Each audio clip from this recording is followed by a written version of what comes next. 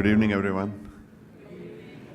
I was telling Mr. Murthy earlier today that this being my first time here gives me a tremendous sense of what I can only describe as pride to see this institution of the Infosys Science Foundation and the awards that Mr. Murthy and others who are here have established. As a lifelong student of various kinds of sciences, it gives me a tremendous sense of pride to be here and to participate in this, to welcome all of you here. Earlier today, I had a chance to go to Presidency College to listen to two speeches by two of our jurors, Professor Verma and Professor Kulkarni. And Isaac Newton once said that I have seen further because I have stood on the shoulders of giants. He was, of course, referring to scientists and the inherent nature of science, where we stand on the shoulders of the giants and cross the seas, as Deepak talked about. Today, when I think about seeing further because we have stood on the shoulders of giants, I think in a different way.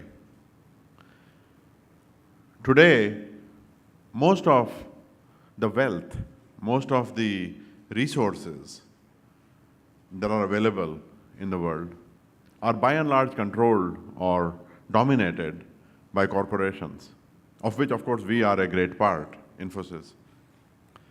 And yet, the day-to-day work, certainly the day-to-day work that I find myself engaged in, is mostly about short-term things. One could even argue short-sighted things. 90-day cycles, staying true to operating within very well-defined boundaries of operation. The muscle memory of us, of our corporation, tends to become, as a result, also geared towards these near-term cycles. And yet, when we look at the great problems of the world around us, we find that these are problems that one cannot think when one is constrained by narrow windows of time, by narrow windows of thinking, by narrow windows of operating. When we look around us, we find massive problems, which we, as humanity, perhaps should have solved by now. Around food, around education, around energy, around traffic, certainly around disease. Earlier today, Professor Verma was talking about cancer. It is incredibly primitive how we treat cancer today, or the so-called treatment of cancer. It basically is tantamount to nuking the body to get rid of the few cancerous cells. If you look at, if anyone has seen a dialysis machine, and my mom used to get dialysis, it is a ghastly thing that we do to rid the body of impurities that a kidney can.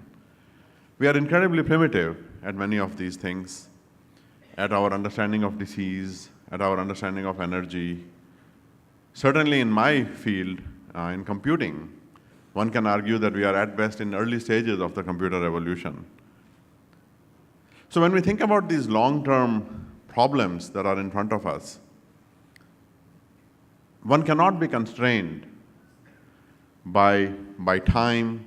These require an atmosphere of purity, an atmosphere of pure thinking, of a driven pursuit of passion to go after an open problem and bring all our intellectual might to solving that problem. And so when I look at that disparity between what these great problems of our times require and the fact that companies like Infosys have in them the ability to support them, I find that it is only a logical thing to do, a most natural thing to do for companies like us to support such an endeavor, to support the work of 6 of the pioneers that we will hear about today, and to advance the science from which all of us, including us, can benefit.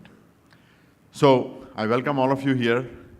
It is a matter of tremendous pride certainly for us in India, as well as all of us in the sciences, that we can celebrate the work of these pioneers and inspire many others to follow in their footsteps.